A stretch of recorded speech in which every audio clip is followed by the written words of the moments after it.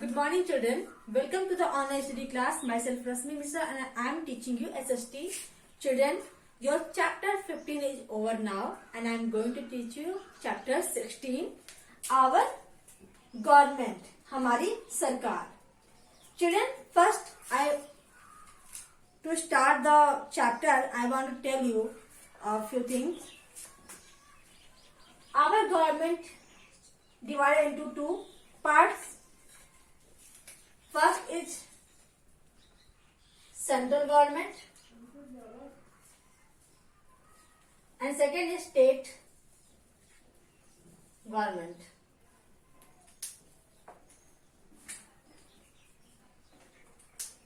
And central government also divided into, you can call it union government, and it is also divided into three parts: legislature, Vidhan Mandal, executive, Karyapalika, judiciary, Nyayapalika.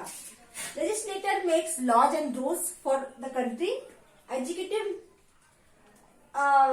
make effect the laws and rules, and the judiciary, who breaking the rules, he gives the punishment and to see the rules are followed or not. Children, in this chapter you will learn also the central government, the executive, the legislature and the judiciary. These are three parts which we have to learn in this chapter. So let's start study. India is a democratic country. It has a parliamentary system of government similar to United Kingdom. Like the United States, India has a federal structure of government in which the constitution divides power between the central government and the state governments. Indian constitution came into effect on 26 January 1950. Children, our country is a democratic country. Democratic means Loktantrik. Loktantrik means the rules which is followed by the people and ruled by the people. It has a parliamentary system. Parliamentary means Sansadiya. It means it has the parliament. Sansadiya. Like the United Kingdom, children, the United Kingdom has also the parliamentary system, and this rule actually taken from the United Kingdom also. And it has also the federal structure of government. Federal means Sanghiya Vyavastha, and where the constitution divides power between two parts. The first is central government and the second state government. And the Indian constitution came into effect on January 26, 1950. And now central government. The government of India or the central government is the governing authority of the country which governs it as per the Constitution of India. Children, the government of India, you can call it the union government also. The official name of the central government is Union Government of India, and it is governed by the Constitution of India as the Constitution of India, यानी संविधान के आधार पर होता है. The government carries out its functions from New Delhi, the capital city of the nation. Children, the New Delhi is the capital city of our country, and all the functions of the government runs from the New Delhi. The entire Republic of India comprises three distinctive branches that are as follows: the legislature, who making laws; the executive, who implementing laws; and the judiciary, it is the interpreting laws. Interpreting means व्याख्या करना. It means कानून की व्याख्या करना, and according to laws you have to follow it. You are following or not, and he also sees. Now the legislature, the Parliament of India. It means you can call it Parliament of India. This branch of Indian government is commonly known as the Parliament, consisting of the President of India, the Rajya Sabha, the upper house or the council of the states, and the Lok Sabha, the lower house or the house of the people. Children, this branch of Indian government, is commonly known as a parliament. It means the legislature also known as the Parliament of India, and it is the consisting of the President of India. I mean, it has three parts. The first, it means legislature has three parts. First, the President. Second, Rajya Sabha. It means upper house. You can call it upper house. And the Lok Sabha, that is lower house. So then it consists with the President, Rajya Sabha, Lok Sabha. You can call the Rajya Sabha as the upper house and Lok Sabha lower house and the house of the people. It means it's the main effective body of the legislature. It is the Lok Sabha. The parliamentary form of government is said to be bicameral because of these two houses. Children, the parliament system of our government is called bicameral. Why? Because it had two houses. First is, Rajya Sabha, and the second is Lok Sabha.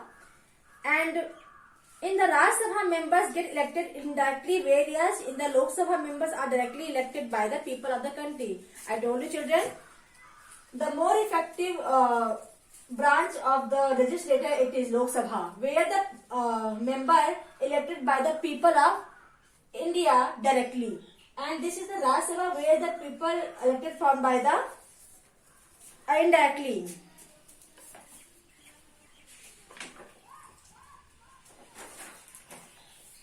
The Lok Sabha has not more than 552 members who serve 5-year terms, while the Rajya Sabha has not more than 250 members who serve 6-year terms. Children, now the terms of the members of both Sabha. The Rajya Sabha member serves the country 6 years, and this made for the 5 years. It means the term of the membership 5 years of the Lok Sabha and the 6 years for the Rajya Sabha member. And the Lok Sabha has not more than 552. It means the member should be here 552 maximum, and it has a 250 maximum member. And the Rajya Sabha has the 250 members maximum, and the Lok Sabha has 552 maximum. The President nominates a small number of members to both houses. The Prime Minister is chosen by the majority party and the coalition means Gathbandhan in the Lok Sabha, and then formally appointed by the President. Children, President जो है they call the numbers of the few small number of the houses, both houses, and the Prime Minister is also chosen by the majority party, who get more vote, most vote from the country in the Lok Sabha, and then formally appointed. Formally appointed means औपचारिक रूप से. Formally means औपचारिक रूप से.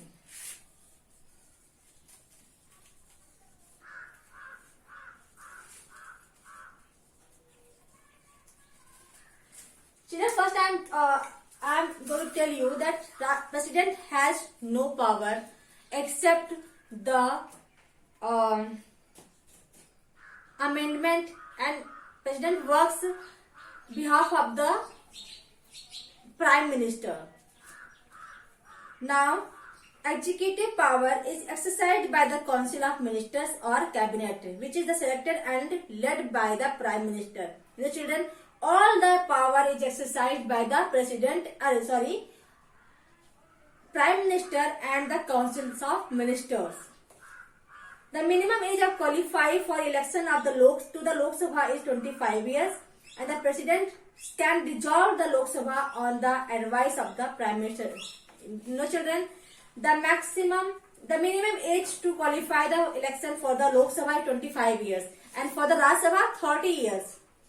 And the President can dissolve means निरस्त कर सकता है लोकसभा को on the advice of the prime minister. When the prime minister give advice to the president to dissolve the Lok Sabha. Elections to the Lok Sabha are held at least every 5 years. If there is a vote of non-confidence in the prime minister's government, the president must call for new elections. But children, if the Lok Sabha are held, the elections of the Lok Sabha are held at least every 5 years. It can be, but when the non-confidence vote done in the Lok Sabha, the Prime Minister's government, the President must call for the new election. It means President जो है new election करवा सकता है. Children, tomorrow I'll tell you about the functions of the Parliament. Thank you. Have a great day.